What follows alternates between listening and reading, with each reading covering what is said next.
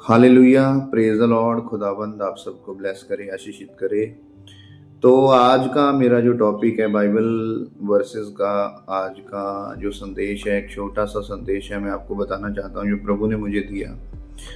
कि एक व्यक्ति जब उसकी मैरिज होती है, तो जब उसकी लाइफ में जो परमेश्वर ने सहायक दिया होता है, जो उसकी पसली हड्डी में से हड्डी, मांस में का मांस उसे मिलता है, तो मैं आपको बताना चाहता हूँ कि उसकी ज़िंदगी फिर पहले जैसी नहीं रहती।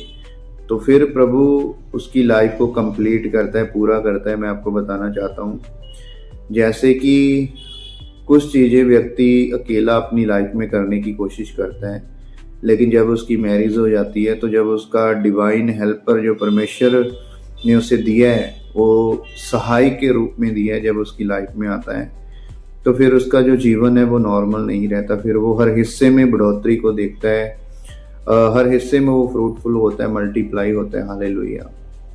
जैसे हम बाइबल में से बाइबल 31:10 को पढ़ते हैं, जब उसमें लिखा हुआ है कि भली पत्नी कौन पा सकता है। हालेलुया। कि भली पत्नी कौन पा सकता है, और भली पत्नी वही पा सकता है जो परमेश्वर के साथ जुड़ा हुआ है। हालेलुया।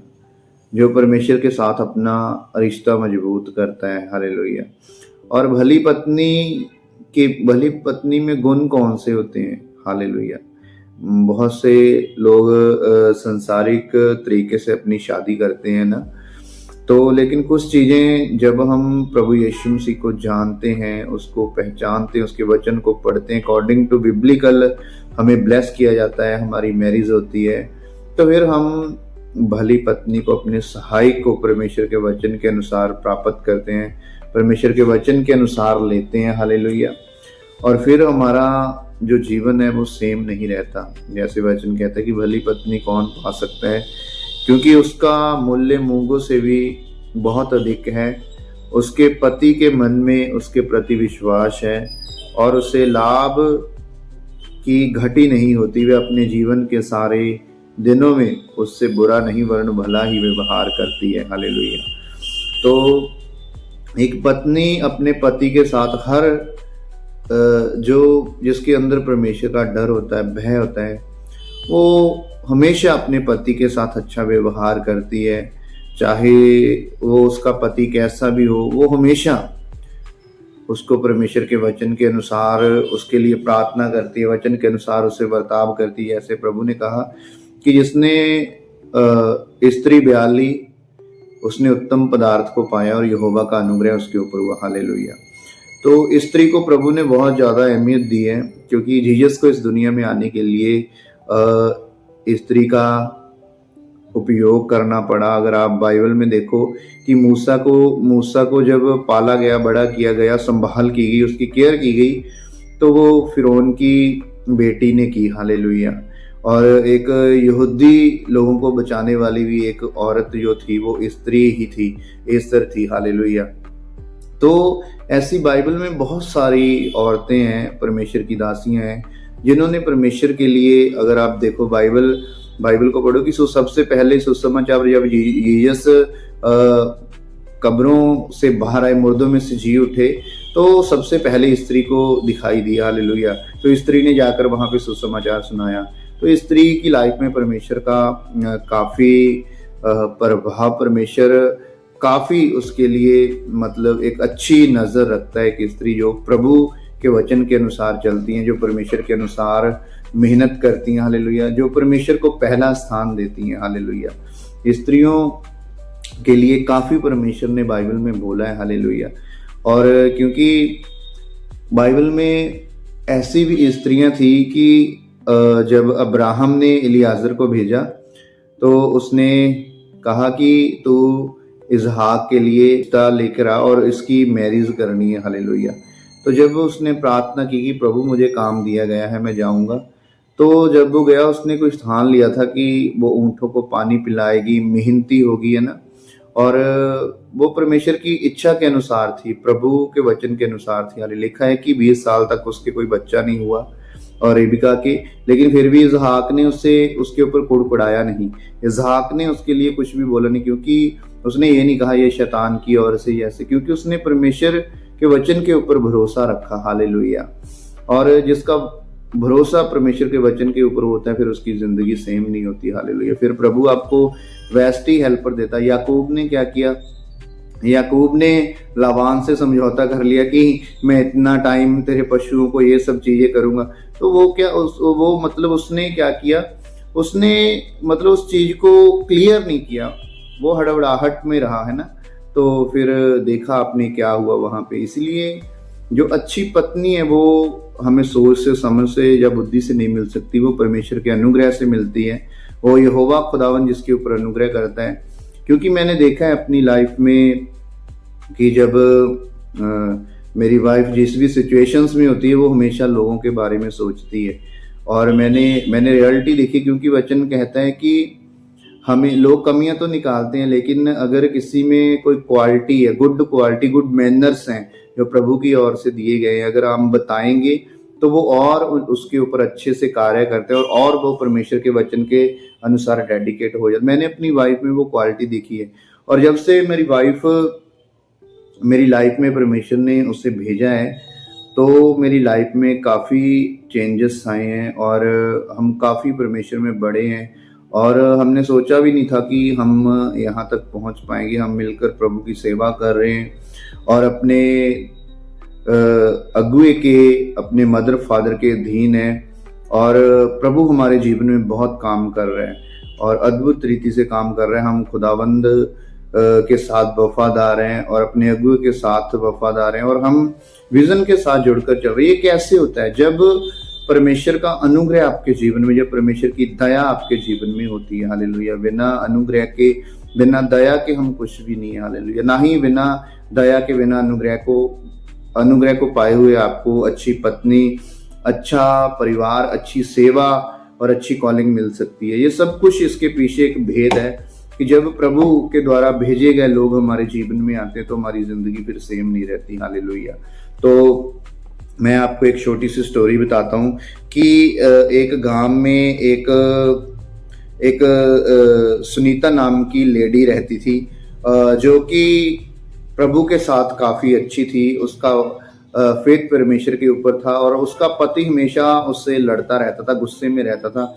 जब भी उसने काम से आना, अपनी पत्नी को बोलना, बहुत ज्यादा उसके ऊपर गुस्सा करना, तो वो उसके लिए रोती भी थी, उसको बुरा भी लगता था, लेकिन वो हमेशा प्रभु से प्रार्थना करती थी। हालेलुया।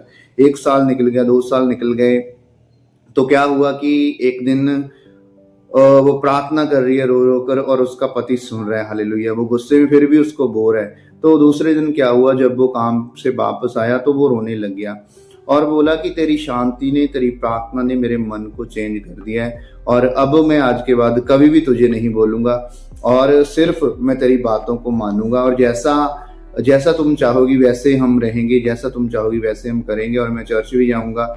और वो रोने लगी और धन्यवाद देने लगी कि प्रभु सचमुच तेरा वचन कहता है कि मसीह में की गई मेहनत कभी भी व्यर्थ नहीं है। तो प्रभु आपकी प्रार्थनाओं को सुनता। सोचो, वो औरत कुछ भी कर सकती थी, वो अपना कुछ भी कर सकती है। आज के टाइम में अगर देखो तो बहुत कम ऐसी औरतें हैं जो पेशेंस से काम करती हैं। हालेलुया। लेकिन जो जिनके अंदर प्रभु का डर है, प्रभु के पीछे जो स्त्रियां चलती हैं, वो हर सिचुएशंस में प्रभु को धन्यवाद के साथ अपने जीवन को व्यतीत करती हैं और प्रभु फिर उनकी लाइफ में बड़े मौज से करता है, मेरिकल्स करता है और फिर वो हमेशा ही ऊंची की जाती हैं और परमेश्वर की नज़र में और परिवार में और इस दुनिया में हमेशा उनका नाम रहता है। हालेलुया। इसी तरह बुद्धिमान स्त्री जब आपके जीवन में आती है, एक अच्छी पत्नी, यहोवा के द्वारा अभिषेक किया गया जीवन साथी जब आपके सामने, आपके जीवन में प्रवेश करता है, तो आपका जीवन फिर बिल्कुल भी नॉर्मल नहीं रहता। खुदावंद आपको ऊंचाई करता रहता है। हालेलुया। इसी तरह जब 31 नीतिवचन 31 उसकी 26 को पढ़ते लिखा कि वह बुद्धि की बातें बोलती है और उसके वचन कृपा से भरे होते हैं। हालेलुया। तो जब वो बोलती, जैसे उसने अपने पति के सामने हमेशा कृपा दिखाई और बुद्धि से उसने काम किया और प्रभु ने उसकी सेवा का फिर प्रतिफल भी दिया। हालेलुया। और जो अच्छी पत्नी होती है वो हमेशा अपने पति का आदर करती है। हालेलुया। जब उसका पति उस सभा में बैठता है, लोगों के सामने जाता है, तो हमेशा उसका जो कॉलर है वो ऊंचा होता है, क्योंकि इसके पीछे कारण क्या होता है। हालेलुया। उसकी पत्नी उस अच्छे घर को संभालती है। आप अगर अपनी वाइफ को आटा ला कर दोगे तभी वो आपको खाना खिला सकती है, अगर सब्जी ला के दोगे तभी वो बनाकर खिला सकती है। हालेलुया। आप चाहे आधी रात को आए, 10 बजे आए, 2 बजे आए, 3 बजे, जितना भी, वो अच्छी पत्नी, बुद्धिमान स्त्री आपको हमेशा कभी भी उन कड़वी आंखों से नहीं देखती, गुस्से भरी नजरों से नहीं देखती। हालेलुया। क्योंकि उसके अंदर यहोवा का डर होता है, यहोवा का भय होता है, और जिसके अंदर परमेश्वर का डर है वो फिर कभी भी ऐसी गलतियां, ऐसे गुनाह नहीं करता जिससे परमेश्वर के हृदय को दुख पहुंचे और परमेश्वर के वचन को वो तोड़े। हालेलुया। इसी तरह जब पहला पतरस 3:4 हम पढ़ते, लिखा हुआ है कि तुम्हारा श्रृंगार भीतर का मनुष्य तत्व हो और नम्र और शांत आत्मा का अविनाशी गहना है। हालेलुया।